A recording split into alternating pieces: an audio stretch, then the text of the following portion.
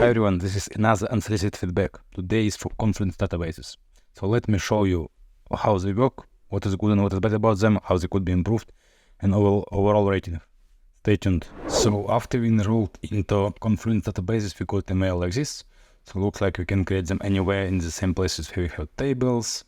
So when we have pages, we can organize things. Looks like we have fields of multiple types, like text, status, and so on. And then we also can sync between different databases and we can visualize. So let's play with them. So first I have created a table which called customers, pretty simple.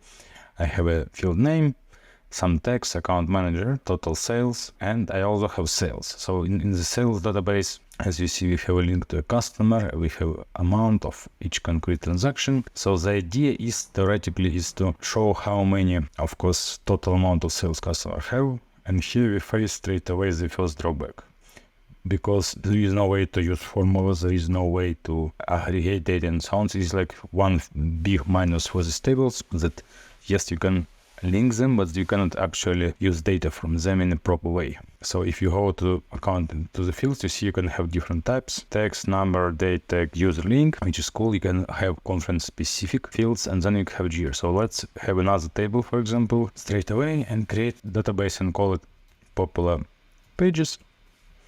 Then, for example, we will have edit. Let's have a page link. Then we can have page labels, and then we can have, for example, fields user. In this case, you see it also has some strange bugs when you edit it. When I click on the title, it always drops my focus on the last symbol, which sounds like it's a bug. So it's pretty hard to rename this. You see owner, and if I put here cannot tax. So now let's paste the page. You see you can have a couple of pages, the same page twice. Then we can have text. Theoretically, if I open this table and you see this page, it has already embedded my databases, which is pretty cool, and they automatically refreshed. But now let's add the label unsolicited back. Done. So let's see if it got picked. It's not. So maybe we should refresh. Okay, this page labels, how it works is not clear. Here, as you see, if you then select, here it's a bit unclear. I thought it would just show me the labels, but it doesn't, which is awkward.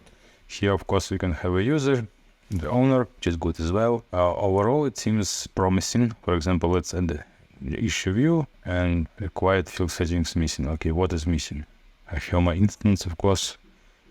And now, okay, you see, it sounds like it's broken. Even so, I have here a test project with test issues, but I cannot pick them. So for me, it looks a very half-baked product. It's like sounds like it's a copy of Notion tables, but it's far away from a useful copy at the moment. So I would give it 1 out of 4 because it's pretty useless in a sense today. I mean, it looks like Confluence table on some steroids, but it's not enough to make this product at least paid or make a differentiator for Confluence itself. If you have any feedback about Confluence databases, feel free to add those comments and ask for other feedbacks. Thank you.